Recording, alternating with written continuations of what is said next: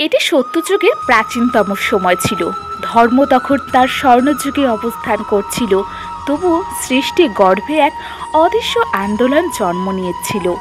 দেবতারা তবে লীন ছিল, ঋষিরা নিঃশব্দ ধ্যানে নিমগ্ন ছিল, কিন্তু কোথাও এক অজানা সংকট মাথা তুলছিল।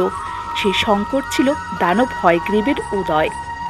হয়গ্রীব দানবের প্রথম শাসক, কশ্যপ ও ধনুর পুত্র।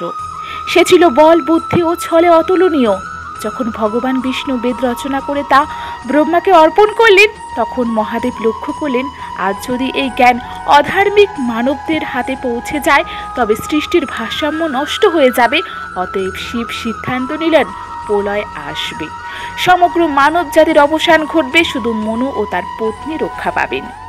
এদিকে হয়গ্রীব জানতে পারল, যদি বেদ মানুষের কাছে পৌঁছে যায় তবে তারা দানবদের থেকেও শ্রেষ্ঠ হয়ে উঠবে। তার অহংকার তা সহ্য করতে পারল না, তার সত্য লোকে পৌঁছালো। তখন ব্রহ্মা গভীর ধ্যানে নিমগ্ন অচেতন অবস্থায় ছিলেন। বেদ তখন 4টি বালকের রূপে সেখানে অবস্থান করছিল। হয়গ্রীব ঘোড়ার রূপ ধারণ করে বেদদের মোহিত করার জন্য তাদের সঙ্গে কথা বলল। সে তাদের বিশ্বাস করালো যে ব্রহ্মা নাকি বেদ কেবল নিজের ধ্যানের জন্যই রাখতে চান। এ কথা শুনে বেদরা বিভ্রান্ত হয়ে পড়ল, আর তখনই হয়গ্রীব তাদের বন্দি করে ফেলল। জ্ঞান তখন অন্ধকারে আবদ্ধ হয়ে গেল, দানবদের অহংকার সীমাহীন হলো। এই দেখে ভগবান বিষ্ণু সংকল্প করলেন তিনি মৎস্যরূপে অবতীর্ণ হবেন।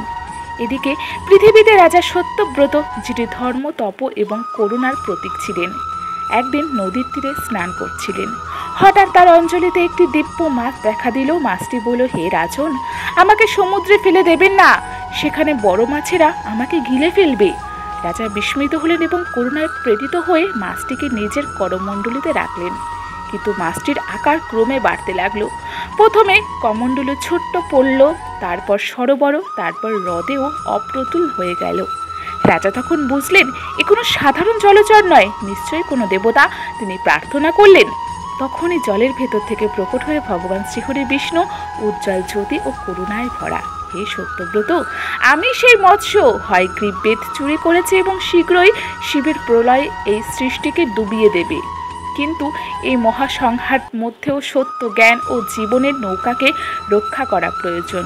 7 দিন পরে এক দিব্য নৌকা তোমার কাছে আসবে। তুমি সেই নৌকায় সপ্ত ঋষি জীবের বীজ, ঔষধি ও সত্যের উপাদান নিয়ে বসবে। যখন প্রলয় চারিদিক জল ছেয়ে যাবে, আমি মৎস্যরূপে এসে সেই নৌকাকে পথ দেখাবো। তুমি বাসুকি নাক দিয়ে নৌকাকে আমার শিঙের সঙ্গে বেঁধে দেবে, আর যখন তুমি আমাকে প্রশ্ন করবে তখন আমি তোমাকে ব্রহ্ম জ্ঞান প্রদান করব, যে জ্ঞান মনুর মাধ্যমে আগামী সৃষ্টির ভিত্তি হবে। প্রলয় এলো, জলে পর্বত ডুবে গেল, দিগন্ত নিস্তব্ধ হয়ে গেল, কিন্তু এক নৌকা, যাতে মনু, সপ্তঋষি এবং জীবনের বীজ ছিল, ভাসছিল, আর তার অগ্রভাগে ছিল ভগবান শ্রীহরি মৎস্যরূপে।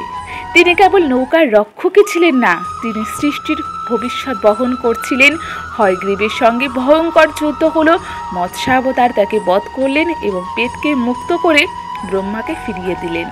প্রলয়ের শেষে যখন জল শান্ত হলেন, বেদ আবার মনুর হাতে অর্পণ করা হলো, যাতে এক নতুন সভ্যতা, এক নতুন মানব জাতির ধর্ম ও জ্ঞানের পথে এগিয়ে যেতে পারে।